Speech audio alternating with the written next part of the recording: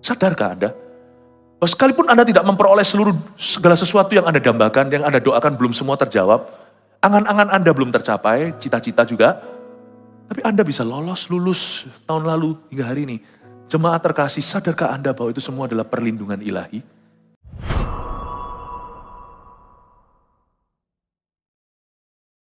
What I love about you is that you are a promise keeper.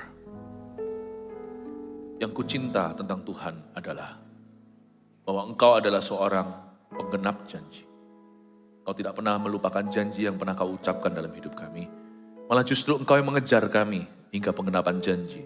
Bukan kami yang seringkali mengingatnya. Terima kasih, Engkau bukan hanya berjanji dan menggenapi, Engkau juga selalu menjadi gentle reminder atau yang mengingatkan. Sungguh Engkau sabar. Kami ini kurang-kurang, Engkau itu kemuliaannya bertambah-tambah. Makasih ya Tuhan, Kau banyak sabar pada kami di tahun 2023. Kami mau mengikut-Mu dengan cara yang baik. Tahun ini ajari kami. Dan biarkan Kau memakai hamba-Mu untuk menerangkan jalan-jalan-Mu kepada umat yang Kau sayangi dan Kau pilih. Bapa terima kasih. Sembunyikan hamba di balik salib-Mu. Kami persiapkan diri kami dan hati kami untuk terima firman. Dan untuk memulai tahun 2024 ini dengan cara yang berkenan. Bapa terima kasih. Dalam nama Yesus, haleluya. Amin. Shalom semua, berikan tepuk tangan untuk Tuhan Yesus. Praise Jesus. Kita sekarang di umum 4 berpegang pada janji Tuhan. Kita buka bersama-sama Kejadian pasal yang ke-9. Berpegang pada janji Tuhan. Perjanjian Allah dengan Nuh adalah judul di Alkitab Indonesia kita. Ayat 1 sampai 13. Nanti saya akan bahas ayat per ayat sesuai dengan dorongan Roh Kudus. Saya baca dulu ayat 1. Lalu Allah memberkati Nuh dan anak-anaknya, serta berfirman kepada mereka, beranak cuculah dan bertambah banyaklah, serta penuhilah bumi. Berhenti. Ini seperti deja vu, seperti nostalgia. Kayaknya pernah deh dengar kata-kata ini, persis Adam dan Hawa. Allah tidak menciptakan dunia baru lagi, tapi Tuhan buat sesuatu dari sisa-sisa. Hukuman tiba, manusia jahat lah pokoknya. Setelah dikasih waktu 120 tahun untuk memperhatikan peringatan Allah, mereka tidak bertobat. Kejadian pasal 6 tidak usah dibuka. Tuhan berkata, aku tidak mau tinggal sama manusia lagi. Ya sudahlah, kamu mau mati.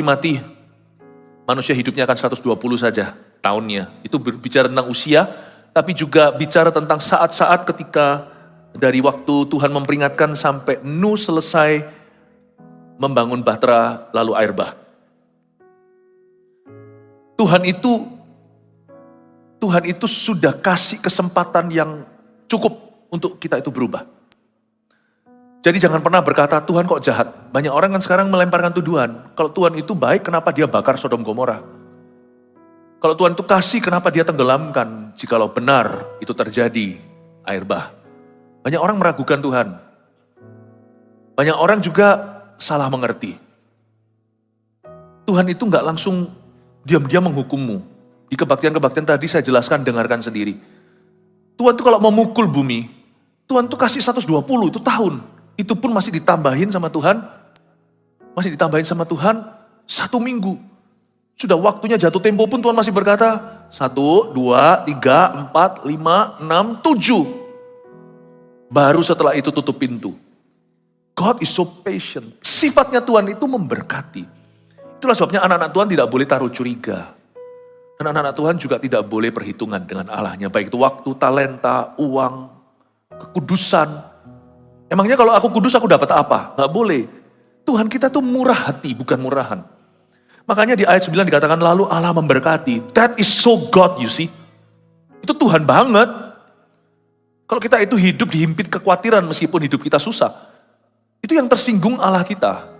Lu masa sampai sekarang kamu udah kenal aku sekian tahun masih gak percaya bahwa aku tuh murah hati, bahwa aku tuh maha memberkati, aku tuh suka sharing, aku tuh suka berbagi. Tuhan tuh gak pernah simpan sesuatu untuk dirinya kecuali kemuliaannya. Dia gak bagikan. Karena kita gak bisa tahan kemuliaan. Kalau kita dikasih kemuliaan seperti Tuhan, kita jatuh seperti iblis menjadi Lucifer nanti. God is so good, you know. Lalu Allah memberkati Nuh. Itu Tuhan banget. Jadi please jangan hidup dalam kekhawatiran. Karena kekhawatiran itu lebih dari khawatir. Kekhawatiran itu tuduhan ke Tuhan. I don't think you're gonna bless me. Atau your blessing is not enough for me. Manusia kan selalu mintanya lebih. Selalu memperhatikan yang dia belum punya. Padahal dia lupa 5 roti 2 ikan yang sudah jadi makan siangnya. Berkatmu tuh gak cukup untuk aku Tuhan. Kalau dibanding-bandingkan tuh selalu. Kalau dibanding-bandingkan apa ya pasti kalah. Nah Tuhan kalau dibanding-bandingkan ya pasti di mata kita dia selalu kalah. Karena kita selalu haus apalagi yang bisa dikasih Yesus. Tapi kita harus bersyukur pada Tuhan karena karakternya. Pengalaman hidup boleh menunggu. Berkat bisa nanti saja. Tapi Allah yang adalah sumber berkat yang suka memberkati umatnya itu sifat. Itu dulu syukuri, itu dulu yakini, itu dulu kau aman di hati. Lalu Allah memberkati Nuh. Saya jadi ingat Kejadian pasal 1. Allah memberkati Adam dan Hawa, lalu pasal 2. Because He blesses, He's the greatest blessing in our life. Karena Tuhan adalah berkat terbesar dalam hidup kita. Please jangan hidup dalam ketakutan. Jangan menghina Sang Maha Kuasa. Kalau Yesus aja sudah kau terima di hati, masa dia izinkan perahumu tenggelam? Kalau Tuhan hidup di dalam dirimu, masa Tuhan akan izinkan Anda jatuh tergeletak? Sekalipun sekarang untuk sementara bisnis Anda terpuruk. Mungkin untuk sementara waktu ada yang sakit. Please, tetap yakin dan percaya bahwa Tuhan itu baik. Lalu Allah memberkati Nuh dan anak-anaknya. Serta berfirman kepada mereka.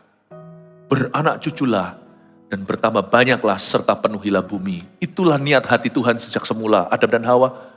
Tuhan itu gak pernah mau hukum Sodom dan Gomora. Dan Tuhan tidak pernah mau menghukum bumi dengan air bah. Itu karena terpaksa Tuhan harus lakukan setelah menunggu 120 tahun plus 7 hari. 120 tahun plus 1 minggu. Tuhan menunggu. Akhirnya Tuhan menghukum mereka. Tapi kalau Tuhan itu versi aslinya, dia itu selalu ingin anak-anaknya diberkati. Dan terlebih lagi dia, itu adalah mimpi ilahi.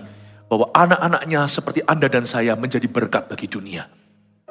Jangan taruh curiga lah. Itulah kekristenan juga tidak perlu push-push, dorong-dorong Tuhan. Berkat itu gak usah dikejar. Berkat itu sifat Allah, memberkati itu sifat Tuhan. Lalu Allah memberkati Nuh. Ini pasal 9, tadi Anda lewati pasal 8 karena ibadah sebelumnya tidak di sini. Ketika air bah itu turun.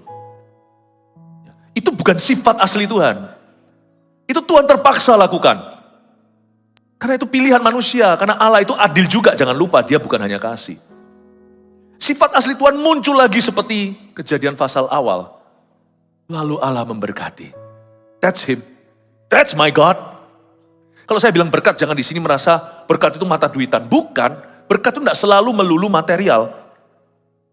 But our God wants our life to be filled with joy. Hidup kita dipenuhi dengan sukacita, damai, sejahtera. Tuhan itu tidak punya maksud celaka. Pasal 9 ini adalah kisah yang indah ketika Tuhan kembali berjanji kepada Nuh. Dan pasal 9 ini dimulai dengan sebuah defisit atau sebuah kekurangan. Ayat 1b berbunyi, beranak cuculah dan bertambah banyaklah, serta penuhilah bumi. Pada saat Nuh keluar bahtera, banyak hal di dunia ini punah. Yang pasti manusia sebumi cuma tinggal 8 orang. Bayangkan, kalau sekarang dunia ini diisi dengan miliaran, zaman itu cuma satuan. 1, 2, 3, 4, 5, 6, 7, 8. Nabi Nuh dan istrinya, 3 orang anaknya, 3 orang menantunya masuk dalam bahtera, lalu hujan turunlah. Tuhan berkata, beranak cuculah dan bertambah banyaklah serta penuhi bumi karena dunia serius butuh repopulasi. Yang mau punah ini bukan hewan, karena hewan lebih banyak jumlahnya sekalipun setiap jenis semua mati kecuali ikan. Nuh kan tidak disuruh bawa masuk goldfish atau koi fish. Ikan gak usah, tenggelam dia malah hidup. Tapi semua hewan darat dan burung di udara mati binasa. Tapi dari setiap jenis hewan masuk sepasang minimal. Hewan tertentu yang layak dikorbankan menjadi persembahan itu jadi 7 pasang. Jadi hewan lebih banyak jumlahnya daripada orang. Orang cuma 8, makanya itu Tuhan bilang seperti ini. Nuh, sifatku gak berubah bahkan setelah aku hukum umat manusia dan dunia yang begitu bejat. Aku tetap akan memberkatimu. Kamu janji ya jadi berkat? ya Tuhan, beranak cuculah, bertambah banyaklah serta penuhi bumi. Kalau saya jadi Tuhan, sudah kapok, saya sudah jerah. Sekali urusan sama manusia, saya sudah trauma. Urusan sama orang, sama Anda dan saya, Tuhan tuh gak untung apa-apa. Saya gak mungkin akan berjanji lagi. Kalau kita kira Tuhan bisa trauma sama kita, Anda salah. Kita tuh salah, udah jatuh berkali-kali, Tuhan tetap percaya. Coba bayangkan, His love is called the stubborn love. Cintanya Tuhan atas kita itu loh. Cintanya itu pengku, cintanya itu keras kepala. Coba bayangkan kalau saya jadi Tuhan di posisi seperti itu. Mana mau saya berurusan dengan Nuh sekalipun Nuh tidak bercacat celah. Nuh pun nanti ada celahnya kalau Anda lihat dia sempat mabuk, nanti kebaktian berikutnya saya akan jelaskan bagaimana dia telanjang di depan anak-anaknya. See? 3 anaknya kan Sem, Ham, dan Yafet. Anaknya yang lihat dia telanjang saya kasih bocoran ibadah setelah ini. Malah justru rasan-rasan sampai kena kutukan. Makanya si Ham jadi kolesterolan. Ini sedikit plesetan. Gak ada hubungannya sama kolesterol. Ya Ham, kalau Ham makanan ya. Sem, Ham, dan Yafet. Ham dikutuk. See? New problem, right? Kalau kita bisa ngomong sama Tuhan, see I told you. Harusnya 8 itu pun kau binasakan lah. Udahlah Tuhan berkata, atau minimal jalan tengah. Nuh, udahlah kamu jangan berkembang biak atau penuhi bumi lagi. Nanti gua masuk masalah baru. Nanti Tuhan berkata, nanti akan ada problema yang sama. Udahlah, kamu beritahu sama anak menantumu, satu-satu steril. Gak perlu punya anak lagi, Sem, Ham, Yafet, cukup sampai sana. Mati satu-satu, mati tua. Ya, mati tua, sekarang juga kamu gak punya saingan. Seluruh dunia milikmu. Udah kamu hidup bahagia, happy berapa ratus tahun lagi. Lalu mati satu persatu. Sudah, saya Tuhan sudah gak mau berurusan sama orang. Kalau saya jadi Tuhan, saya pasti akan minta, saya akan izinkan mereka mati lalu sudah selesai tutup buku, tidak ada lagi history with man. Tidak ada sejarah dengan orang. Kok Tuhan tidak kapok ya? Tidak jerai. Anda baca lagi dari Nuh turun. Masih keluar masalah baru. And then kita lahir, masalah lebih banyak lagi setelah kita lahir di dunia. Makanya di sini kalau ada orang yang sudah merasa menyerah sama hidupnya, Anda bertobatlah. Tuhan yang kita salahi aja tetap percaya sama kita. Masa kita yang salah gak mau bangkit dari kesalahan kita? Gimana sih? Sebelum menyerah itu pandang sekali. Kanda temiense, lihat dulu wajahnya Tuhan. Kalau Tuhan sudah, I've had it with you, cukup aku, udah, enyahlah. Tapi selama Tuhan masih taruh percaya sama kita, kita harus berjuang dan berusaha. Kita udah nangis-nangis berkata, biar orang kayak aku gini ini percuma Tuhan, biar mati aja. Tuhan berkata, ayo ke gereja. Aku pulihkan kamu. Datanglah. Ayo ke CG. Bersekutu lagi sekalipun sudah dikecewa. Datanglah pasti ada berkat baru. Ayo bangkit lagi. Bangun lagi bisnismu setelah dijak uangnya oleh seorang yang ngaku-ngaku Kristen. Malahan jangan kamu kepahitan sama orang Kristen. Bangun kembali lebih pintar kali ini. Karena biaya kuliahnya cukup mahal kemarin. Ya kan? Ditipu berapa ratus juta. Semua laki-laki sama. Aku mendingan mulai hari ini sama sesama cewek. Lesbian. Tuhan tidak pernah menyerah. Kenapa kamu ganti status? Tuhan kita tidak kenal trauma. Jadilah seperti Yesus. You must believe it again. Kalau itu berarti memberimu kesempatan diri sendiri, kesempatan yang baru, percayalah bahwa Allah kita adalah Allah kesempatan berikutnya. Ini bukan berarti kita boleh semena-mena dengan Tuhan, kita mencobai Allah kita. Bukan, tetapi kalau nasi udah jadi bubur, serahkan bubur itu ke Tuhan, doakan supaya diberkati.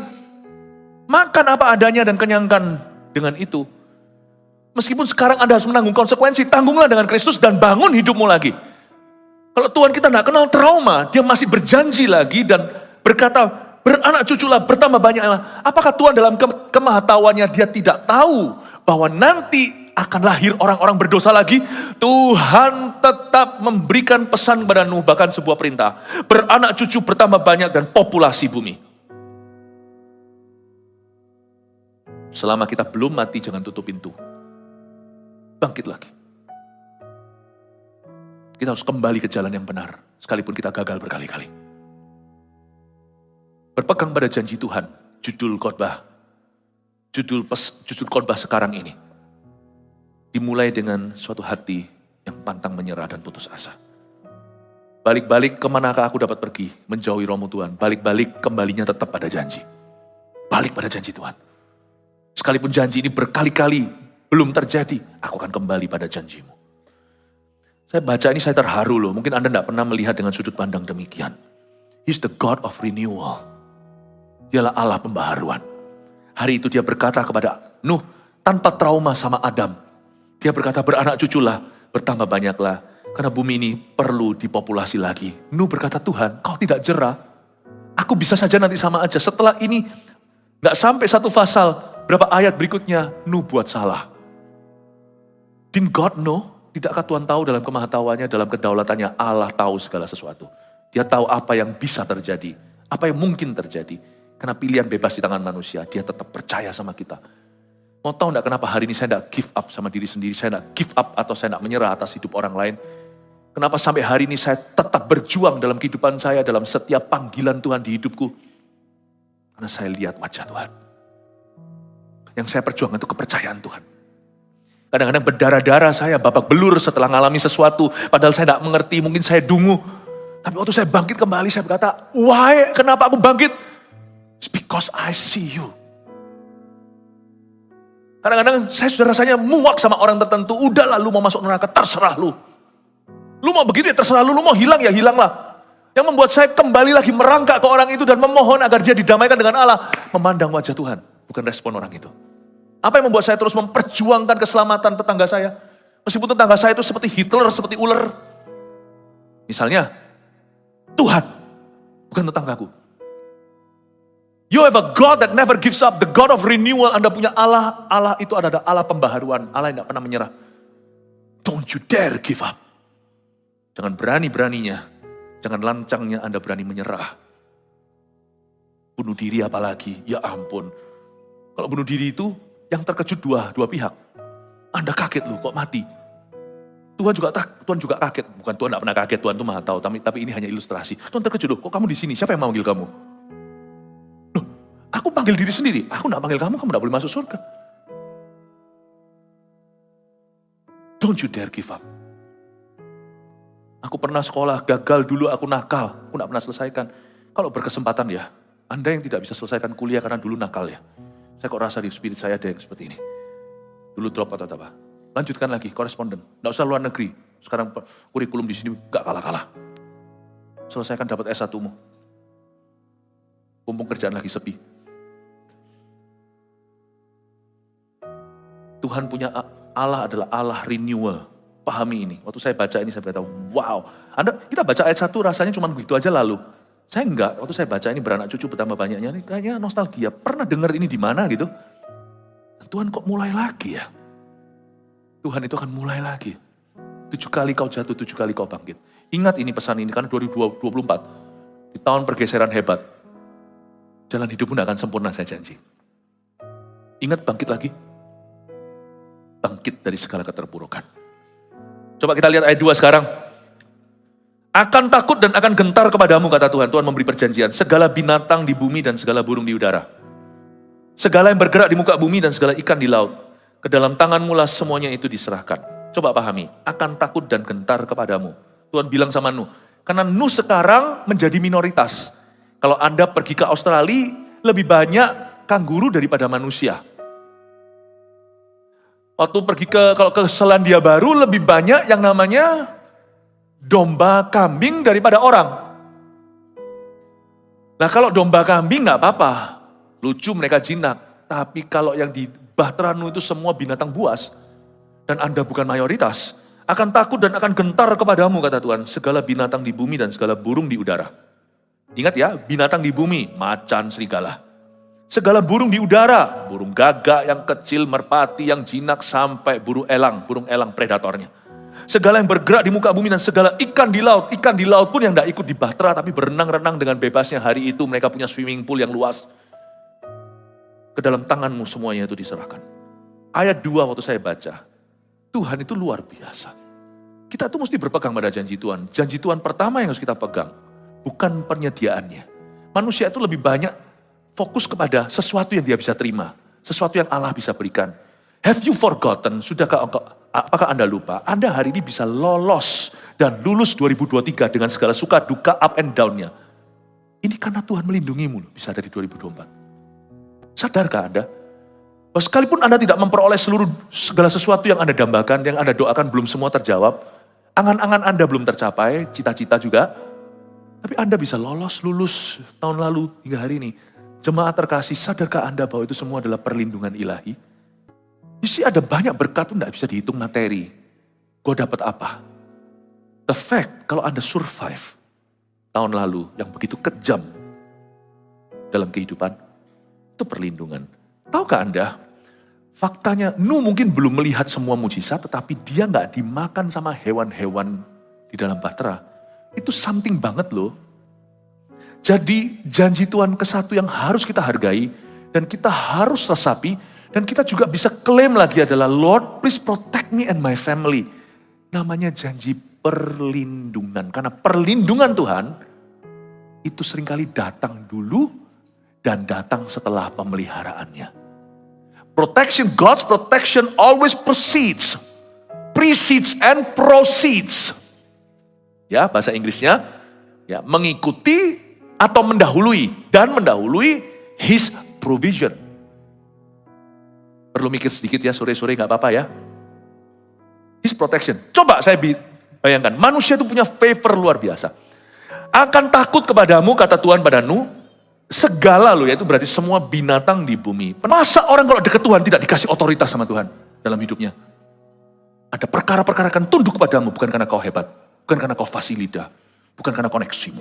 Ada hal-hal yang Tuhan taklukkan, tapi tidak segala kuasa ditaklukkan ke satu orang, hanya Yesus segala kuasa di bawah kakinya. Tapi Yesus membagikan otoritas kepada kita. Oh, berikan tepuk tangan untuk Tuhan dulu. Yang saya hendak katakan adalah, akan ada customer kalau Anda bekerja misalnya punya toko yang Anda tidak bisa punya teorinya. Kenapa dia kok tidak mampir toko sebelah? Tuhan memberikan otoritas. Dan otoritas itu meningkat ketika Anda dekat dengan Tuhan. Sadar gak Anda? Saya ingin Anda untuk mengerti bahwa janji Tuhan itu nyata. Tapi jangan kau kejar janji itu. Kejarlah pengejar pemberi janjinya. Dekatkan dirimu dengan Tuhan. Dan Anda akan memahami dominasi apa yang Allah izinkan di hidupmu, itu menjadi hak dan milikmu. Dan itu akan Tuhan genapi. Yang pasti iri membocorkan kasih karunia. Kita iri dengan otoritas yang orang lain punya, kemujuran yang mereka miliki, berkat-berkat mereka. Ngapain sih iri? Dunia ini luas. Tuhan suruh sama Adam dan Hawa, lalu mereka gagal, nanti keturunannya Nuh sekarang diberitahu, kamu taklukkan seluruh bumi. Setiap kita itu pasti ada wewenang, dan itu tidak tergantung harta jasmani kita. Tidak tergantung status ekonomi dan sosial kita. Temukan otoritasmu, gunakan wewenangmu dengan benar.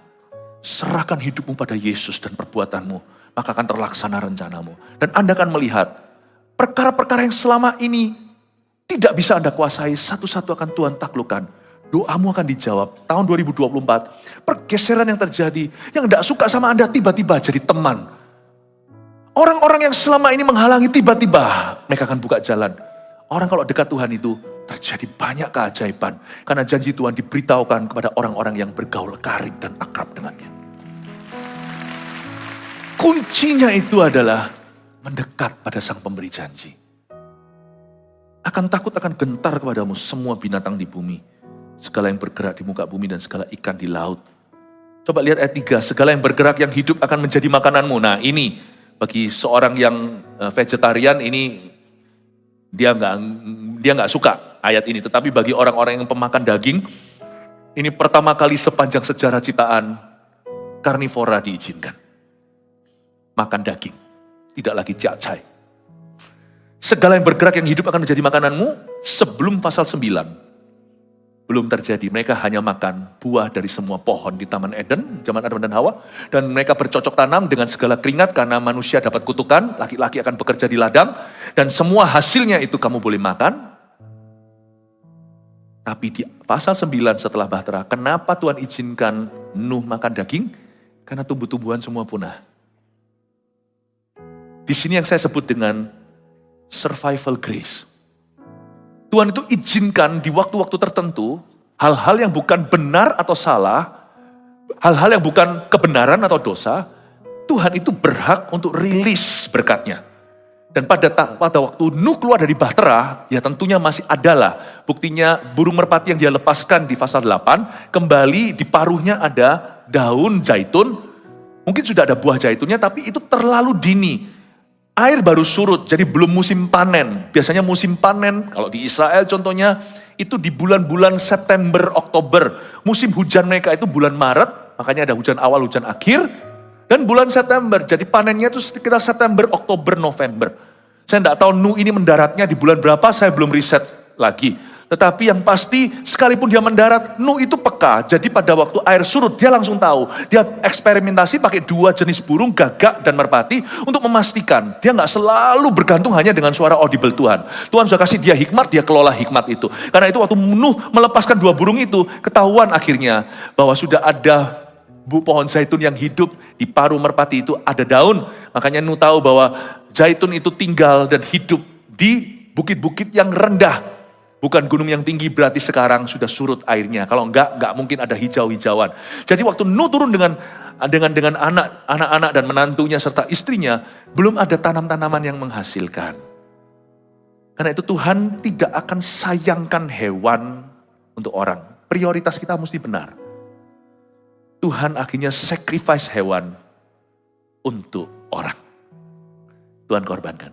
Nah, manusia yang tidak dekat sama Tuhan kadang-kadang bisa juling rohani. Kita bisa sacrifice orang untuk uang. Berapa banyak orang tua yang menelantarkan anaknya demi mencari mata pencaharian. Lain loh ya. Malah orang yang pas-pasan biasanya bisa atur waktu. Orang kaya raya tidak jaminan kadang-kadang karena serakah. Dia gak kurang apa-apa loh. Tapi dia bisa korbankan anaknya di atas mesbah karirnya. Sehingga gak pernah pulang ke rumah, tidak pernah hiraukan dan tidak menjadi ayah yang fungsional. Aneh, Tuhan aja tahu prioritas. Tuhan ajarkan pada kita. Di mana manusia bisa kelaparan, Tuhan bilang sembelih hewan. You makan. Luar biasa ya. Dan ini adalah pertama kali makan daging diizinkan. Segala yang bergerak yang hidup akan menjadi makananmu. Aku telah memberikan semuanya itu kepadamu, seperti juga tumbuh-tumbuhan hijau.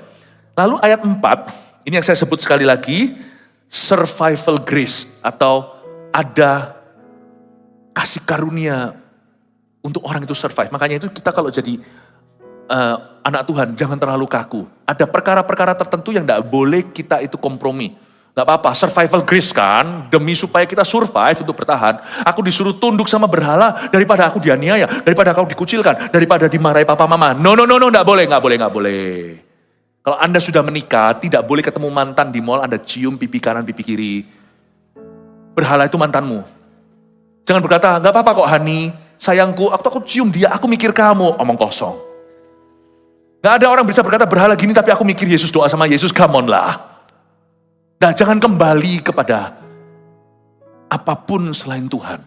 Karena Tuhan itu maha cemburu soal itu. Tapi ada hal-hal tertentu yang tidak perlu terlalu kaku, be fleksibel gitu.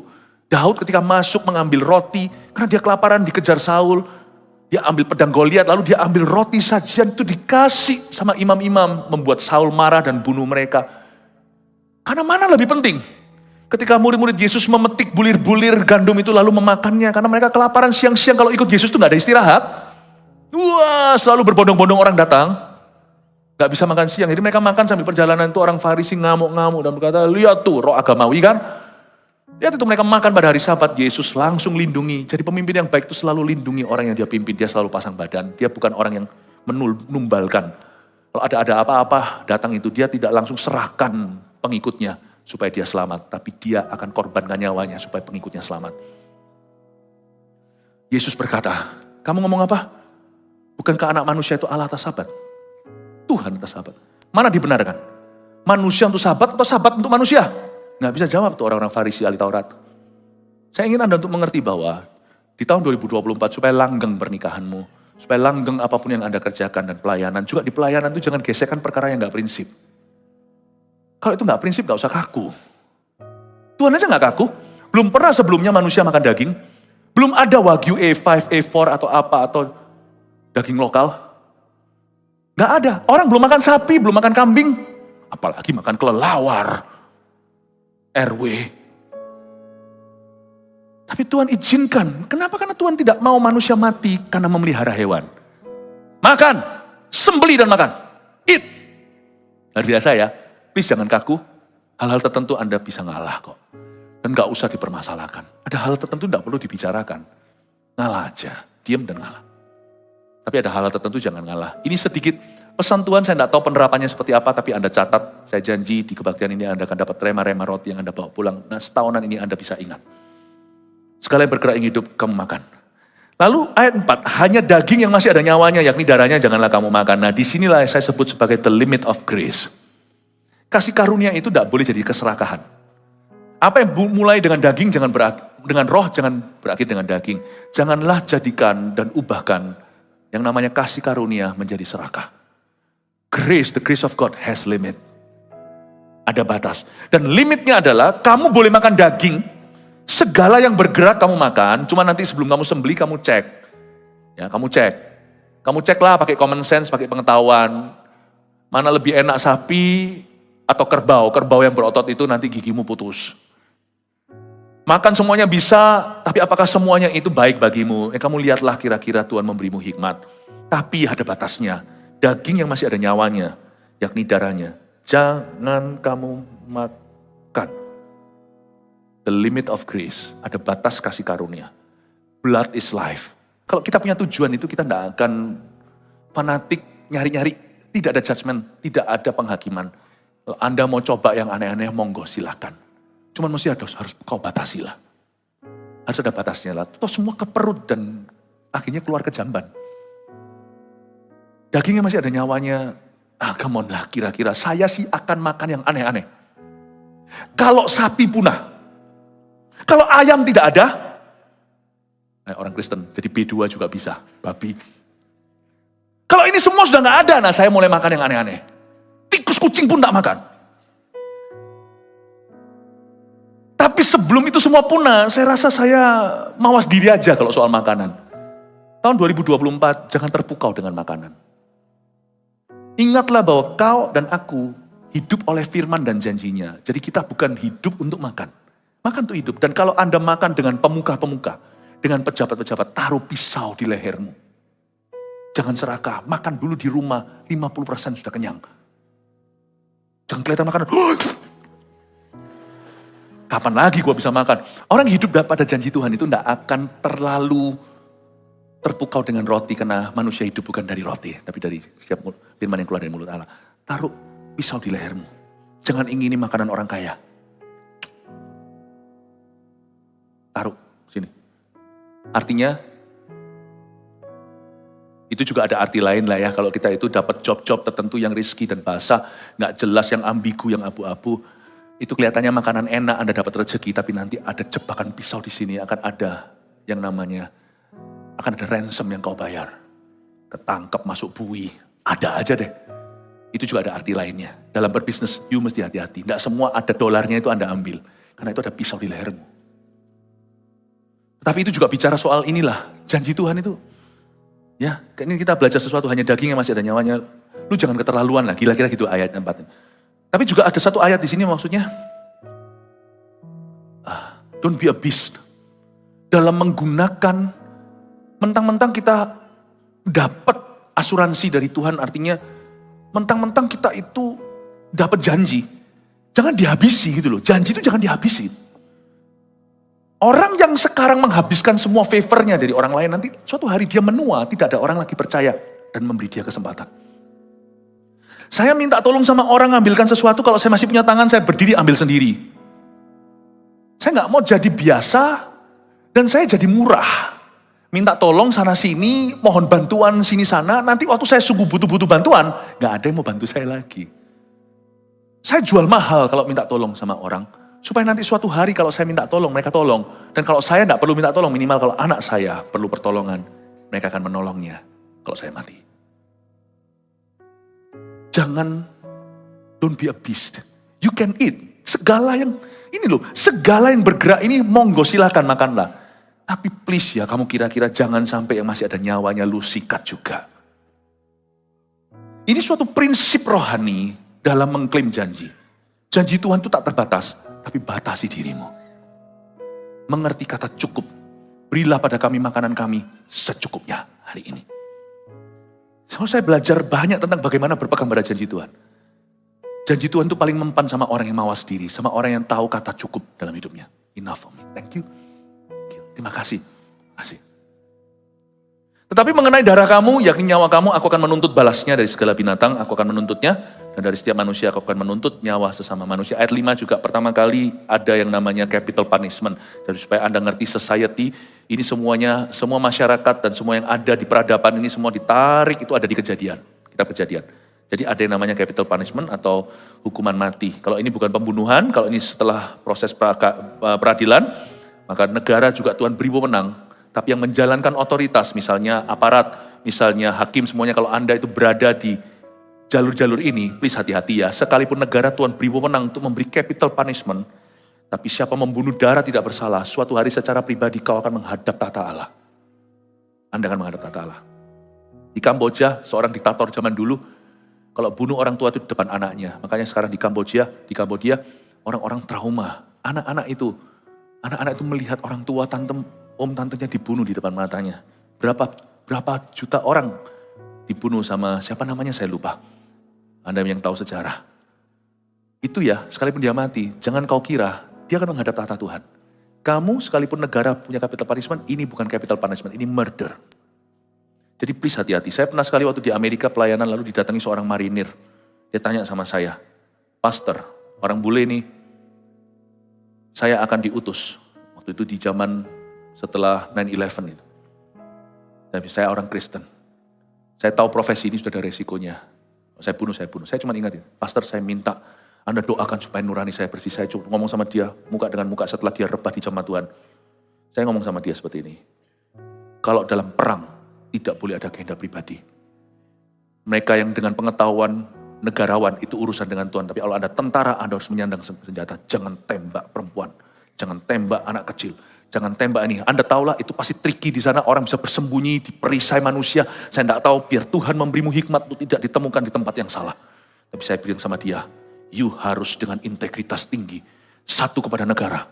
Terutama di atas itu kepada Tuhan.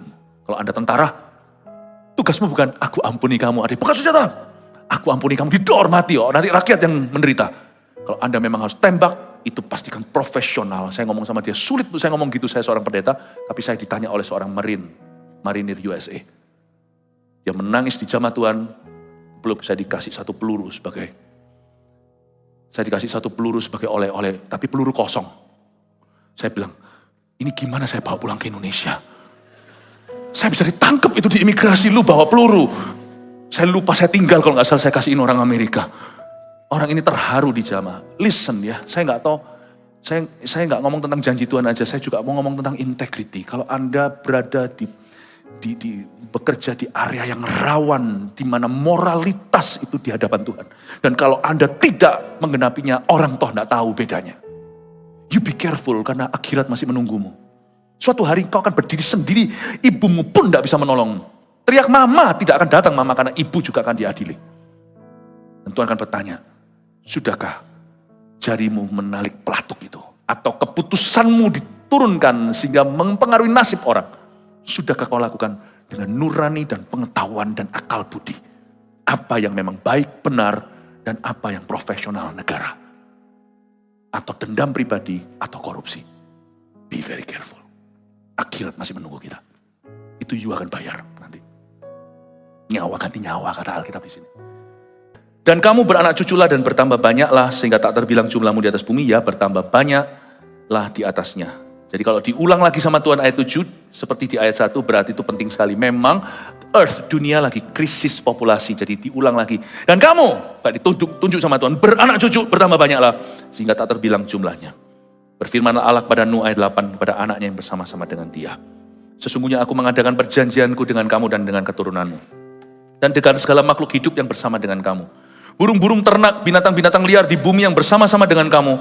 Segala yang keluar dari bahtera itu, segala binatang di bumi.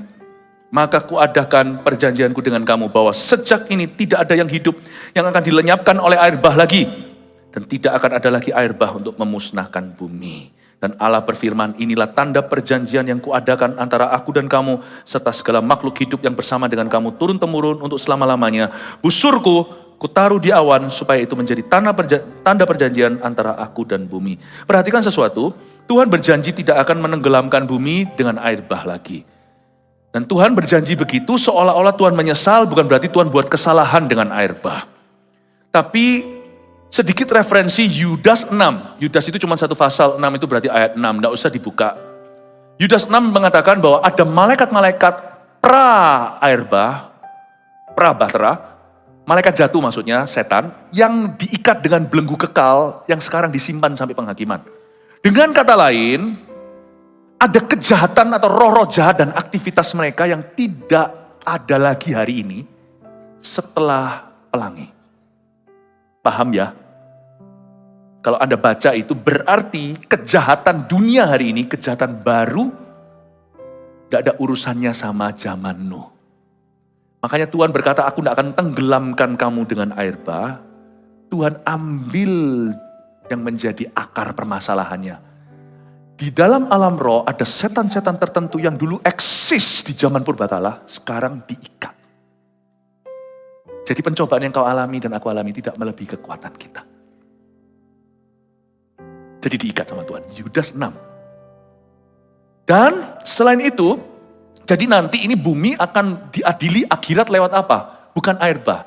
Tapi setelah tahta putih kedatangan Tuhan kedua kali, lewat api. Karena kejahatan dunia sekarang ini baru grace. Gak ada hubungannya turun-temurun dari Nuh, ini pilihan pribadi. Jadi di sini kita lihat, sekalipun setiap generasi ada orang selamat, betul sekali kata Yesus, sempitlah jalan ke sorga, lebih banyak yang binasa. Paham ya? Karena manusia setelah berkembang biak sekarang jadi berapa di seluruh dunia? 8, 9 miliar, saya tidak tahu, saya belum lihat statistik terakhir. Semua ini membuat keputusan baru untuk berdosa baru kepada Tuhan Yesus. Pada Allah pencipta mereka. Jadi today, if you sin, don't blame your parents. Don't blame your buyut. Kok buyut apa ya? Moyang. Jangan salahkan orang. Kenapa nanti bumi ini akan diuji dengan api, bahkan diadili dengan api kekal suatu hari? Karena yang dulu sudah babak satu sudah selesai dengan Tuhan. Ini babak baru. Manusia membuat dosa baru grace dan fresh. Memang betul menurut saya zaman sekarang jauh lebih indah. Meskipun tetap rusak di seluruh dunia. Karena ada setan tertentu yang ditahan sama Tuhan. Dan malaikat jatuh tidak sebanyak seperti zaman dulu. Saya tidak tahu, tapi saya baca dari 1 ayat, 2 ayat tersebut dari Yudas, saya mengambil kesimpulan bahwa Tuhan mengikat beberapa roh-roh jahat dan tidak pernah beraktivitas lagi. Dan mereka menunggu penghakiman terakhir. Kenapa Tuhan tidak ikat semua? Ya kenapa kita tidak jadi Pinocchio sekalian? Ada tidak adanya setan itu tidak ada pengaruh buat kita kok kalau kita taat pada Tuhan. Kalau kita pegang janji Tuhan itu tidak mempan. Ya. Jadi sudahlah, singkirkan yang namanya setan dulu, perhatikan pilihan pribadimu. Jangan membuat dosa baru. Sedangkan kita tidak sengaja buat dosa saja, kita masih bisa jatuh dalam salah. Ayat ini berbicara kepada kita dengan luar biasanya. Lalu terakhir di sini, Tuhan berkata, busurku kutaruh di awan supaya menjadi tanda perjanjian antara aku dan bumi. Perhatikan tentang busur. Pelangi hari ini sudah banyak dibengkokkan artinya, padahal pelangi itu indah. Terjadi perubahan geologi atau secara alam di dunia. Zaman dulu sebelum Nuh tidak ada hujan, semua irigasi dari bawah, yaitu mata air yang keluar. Dan waktu air bah itu di-heighten atau dimaksimalkan itu kerannya itu dari bawah keluar, dari atas guyur air. Kalau Anda baca Kejadian 1, di dalam space, pada mulanya itu semua air kan, lalu Tuhan ciptakan tengah-tengah itu ada ruang hampa, lalu diciptakan matahari segalanya di situ itu. Di atas langit itu dulu ada air. Dan itu yang dibuka tingkapnya sama Tuhan. Saya nggak tahu, ini hanya sedikit cerita-cerita aja sama jemaat. Mungkinkah setelah itu kita lebih terekspos dengan sang surya dan sebagainya. Nggak tahu manusia hidup nggak seperti lama itu karena ada selaput di alam semesta itu yang dicabut. Saya nggak tahu, tetapi dulu di atas karena itu air itu ada pembatasnya, tidak bisa turun, tingkap itu nggak dibuka. Jadi dahulu kala tidak ada rintik hujan, tidak ada air. Jadi ada yang namanya space atau angkasa, kita ada di tengah itu, dipasang Tuhan di dunia, lalu di atas itu ada air. Lalu air yang di bawah ini dikasih Tuhan batas, ada imigrasinya, namanya pantai. Dia nggak bisa berkata, aku mau jalan-jalan ke kota hari ini, nggak bisa, itu namanya tsunami. Dibatasi sama Tuhan, selat dan lautan. Supaya Anda ngerti ciptaan Allah itu ajaib, tapi saya bukan orang yang tepat untuk menjelaskan ini, mungkin ilmuwan. Saya hanya pendeta yang tahu sedikit setelah banyak-banyak baca firman.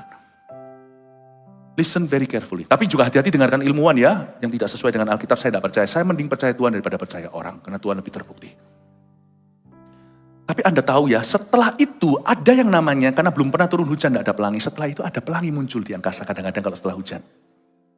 Paham ya? Dan pelangi ini bukan hanya di bumi ada, tapi di sorga ada, nggak usah dibuka di Wahyu pasal 4 ayat 3, di tata Allah ada melengkung pelangi seputar tatanya. Itu kayak sticky note loh buat kita. Kalau marah jangan pukul anak.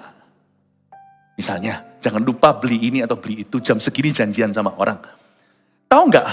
Saya mau Anda tahu bahwa di tata Allah yang dilihat oleh Yohanes di Pulau Patmos, ada pelangi. Dan pelangi itu to remind God of His mercy.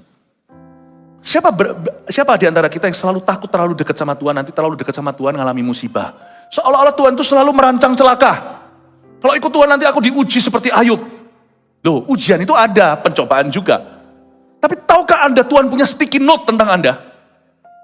Di tata Tuhan itu melengkung ada satu tanda. Kalau Anda kira pelangi itu ada di bumi saja, di bumi seperti di sorga. Datanglah kerajaan Allah. Itu karena ada dulu di tata Allah, Tuhan izinkan dalam ciptaan. Ada pelangi melengkung untuk ingatkan Tuhan. Bahwa dalam kedaulatan Tuhan dan dalam ketidaktahuan kita, Tuhan selalu merancangkan damai. Pelangi itu adalah wujud Yesaya 54. Aku tidak akan marah lagi seperti zamanmu. Biarpun gunung beranjak, kasih setiaku tak akan beranjak daripadamu. Tahukah Anda, bahwa siang, malam, pagi, petang sekalipun kita tetap misteri hidup, tidak tahu segala sesuatu ke dalam ketidaktahuan kita. Allah itu merancangkan sesuatu yang damai untuk hidup kita. Rancangan damai sejahtera dan juga masa depan penuh pengharapan. Karena itu kalau kita berharap pada janji Tuhan, jangan taruh curiga. Pelangi itu ingatkan bahwa Tuhan tidak niat to destroy you. Tuhan tidak niat untuk menghancurkanmu. Apalagi pernikahan, Tuhan membenci perceraian.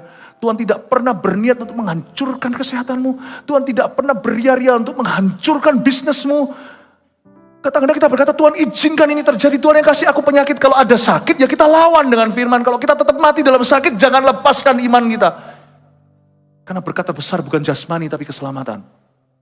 Tapi jangan pernah kita blame atau salahkan Tuhan untuk sesuatu. Kenapa kita sulit berpegang pada janji Tuhan? Karena hati kita masih diam-diam percaya. Tuhan itu punya niat busuk sama anak-anaknya.